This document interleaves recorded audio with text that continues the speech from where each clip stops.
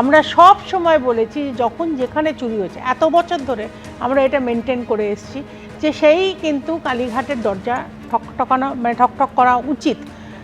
এবার এর পরের স্টেপ কি হবে আমি জানি না, তবে সত্যি সত্যি তোমার শুভ্র তুমি যে প্রশ্নটা করলে যে মাঝরাত্রিরে সারপ্রাইজ রেড না হলে এইটা আদৌ এতটা টাকা পাওয়া যেত কিনা আমার সন্দেহ আছে।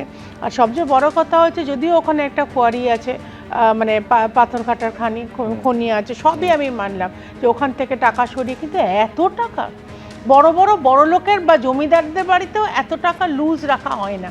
কত কোটি টাকা এখনো গুনে উঠতে পারছে না, কত কিলো সোনা আমরা মানে সাধারণ যারা আছেন তারা ভরিতে গোনেন, কি হয়তো বড় জোর কি মানে একটা ট্যাবলেটে বা বিস্কিটে গোনা হয়, কিন্তু কত কেজিতে গোনা হচ্ছে। মানে এইরকম এই এত বছর ধরে এটা তো কাউন্ট না কাউন্ট টাকা, সে এটা ইনার টাকা হোক কিনে বাস চালিয়ে এত টাকা করে ফেলেছে তার হোক, কি অভিষেক ব্যানার্জির হোক, কি সেখানে কোনো আন্ডারস্ট্যান্ডিং হোক, এরপরে নেক্সট স্টেপ সেখানেই ধরা হবে। না প্রশ্ন হচ্ছে যে মাথা অবধি যাওয়া যাবে কিনা, টাকা উদ্ধার হয়েছে, সোনা উদ্ধার হয়েছে। আমি দর্শকদের মনে করিয়ে দেবো যে সব্যসাচী দত্ত তার বান্ধবীর বাড়িতে নদিয়ার বাড়িতে গিয়ে পুলিশ কিন্তু এইরকম বিপুল পরিমাণে সোনার হদিশ পাওয়া গেছিল, কিন্তু সেই তদন্ত কতদূর পর্যন্ত পৌঁছলো আজকে তো সেই প্রশ্নটাও সঙ্গত কারণে উঠবে। খুব দ্রুত শতরূপাদির কাছে উত্তরের পর আমি মৃত্যুঞ্জয়ের কাছে যাব। না সব চলছে, আমি কোনোটাই এরকম রাতারাতি হয় না। আমি একটাই কথা বলবো, ধর্মের কল বাতাসে নড়ে এবং ধর্মের কল হয় না, কিন্তু আবার মাঝরাতে রেডে আবার এই বিপুল পরিমাণে উদ্ধার পর্যন্ত হয়ে যায়। কিন্তু আমি এইখানে মৃত্যুঞ্জয়ের কাছে এই কারণে আসতে চাইবো যে দর্শকদের জানাই যার বাড়িতে রেডটা হয়েছে এবং বিপুল পরিমাণে এই টাকা এবং সোনা উদ্ধার হয়েছে সে হচ্ছে মিনার মণ্ডল, সে টুলু মণ্ডল পাথর খাদানের ব্যবসায়ী, তার আত্মীয়। এবার টুলু মণ্ডল আবার অনুব্রত মণ্ডলের ঘনিষ্ঠ। আমি বলছি এই অনুব্রত মণ্ডল একদা ঘনিষ্ঠ ছিল, এই অনুব্রত মণ্ডল এখন শিবির বদল করে ঋতব্রত তৃণমূলে। এরপরেও মৃত্যুঞ্জয় তোমরা প্রশ্ন তুলবে যে শিবির বদল করার পরেও ইমিউনিটি পাওয়া যায়?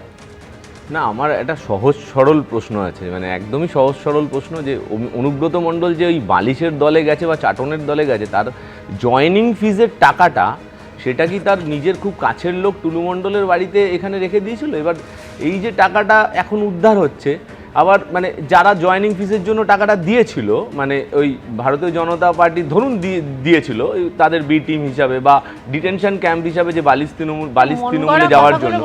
না, আমার মন গড়া কথা সেটা তো মানুষ বুঝবে। এবার বক্তব্য হলো সেই টাকাটার জন্য সেই টাকাটা ওখানে পড়ে রয়েছে, এবার ঘুরপথে দিলাম, আবার পুলিশ পাঠিয়ে সেটাকে আমরা উদ্ধারও করে নিলাম, মানে একদিকে দিলাম একদিকে নিয়ে নিলাম, সেরকম কিনা আমার একটু সহজ সরল প্রশ্ন আছে। আমরা বহু টাকা, তুমি উদাহরণও দিলে, আমরা এর আগেও টাকা উদ্ধার দেখেছি পার্থ চ্যাটার্জির বাড়ি থেকে বা তার বান্ধবীর বাড়ি থেকে। তার পার্থ চ্যাটার্জি এবং অর্পিতা দুজনেই তো এখন বেলে আছে, তো এখনো অবধি এত টাকা মানুষ, সারা বাংলার মানুষ এই টাকা উদ্ধার হচ্ছে এই ছবি থেকে করবে এটা কি?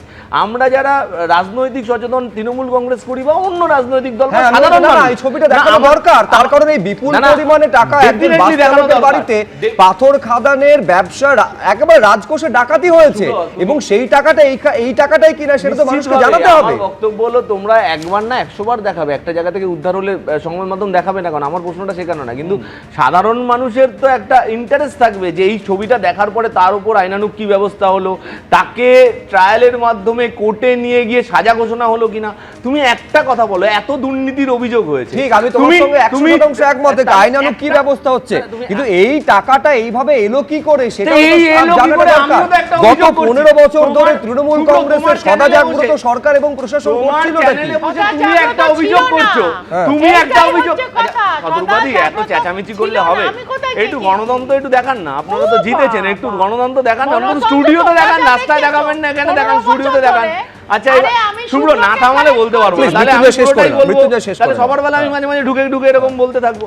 আমার বক্তব্য হলো যে আমারও, তুমি একটা প্রশ্ন করছো, তৃণমূলকে প্রশ্ন করছো, সরকার থেকে চলে যাওয়ার পরও প্রশ্ন করছো, তো আমারও একটা প্রশ্ন আছে, এটা এই ওয়াশিং মেশিনে যাওয়ার জন্য বা ওয়াশিং মেশিনের ডিটেনশন ক্যাম্প ওই বালিশের পক্ষে যাওয়ার জন্য আমি বলছি একেবারে ঋতব্রত তৃণমূলে যোগ দেওয়ার এটা ফিজ কিনা সেইটা একটা প্রশ্ন মৃত্যুঞ্জয় তুলছে, কিন্তু যখন ওই ঋতব্রত শিবিরে যোগ দিচ্ছেন অনুব্রত মণ্ডল, এই পাথর খাদানের যে রাজস্ব সেটা কিভাবে ফাঁকি দেওয়া হয়েছে, আমি বলছিলাম না যে ডাকাতি হয়েছে, সেটা খোদ অনুব্রত মণ্ডলের মুখে উঠে এসেছিল। কি বলেছিলেন দেখবো।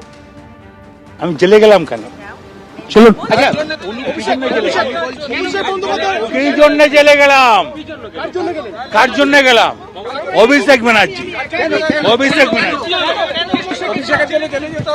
100 বার। আপনি বীরভূমে একটা পাথর আছে জানেন তো?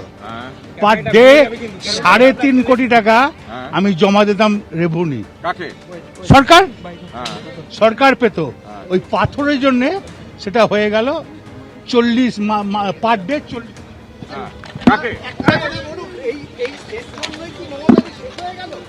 ওর জন্যই শেষ হলো। এবিপি আনন্দ, এগিয়ে থাকে, এগিয়ে রাখে।